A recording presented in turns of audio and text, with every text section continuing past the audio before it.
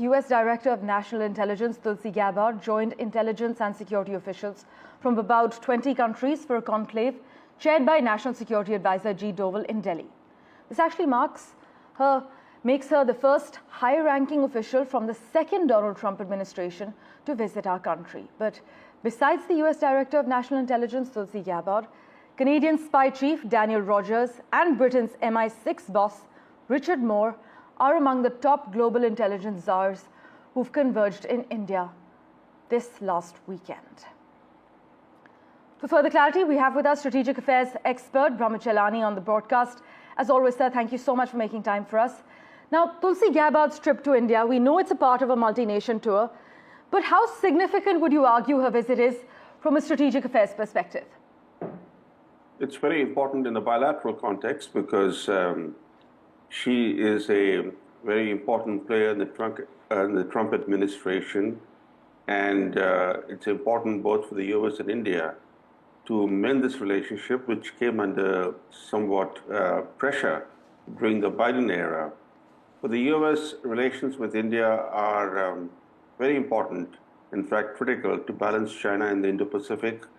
Without a strong relationship with the rising India, the Trump administration cannot pursue its free and open Indo-Pacific strategy. Indeed. And for India, the relationship with the United States is critical to its economic and military security.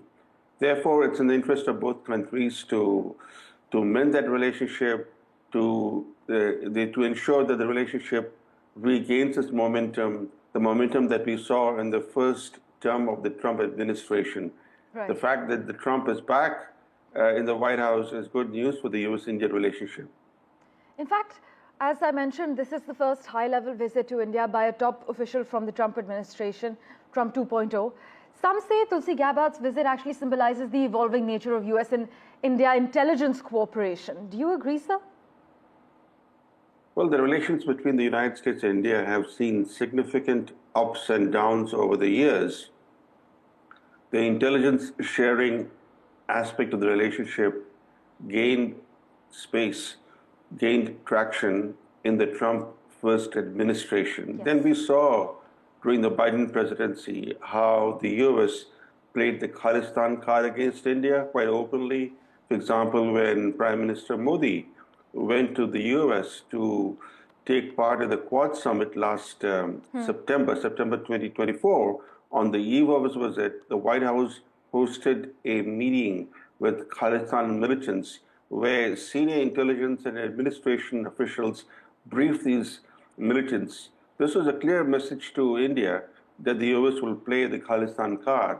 And then we also saw during the Biden presidency, the State Department, especially the Secretary of State, Blinken, playing the human rights card against India. So given what we saw in the last 3 years in particular, building trust became difficult. And now that Tulsi Gabbard is in New Delhi, her visit is going to focus on 3 critical issues.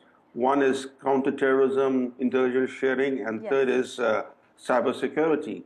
And to achieve close collaboration on all 3 fronts, it's very important for the 2 countries to rebuild trust. Thank you so much, sir, for joining us with your views. As always, we will, of course, revert you for the outcomes of this visit.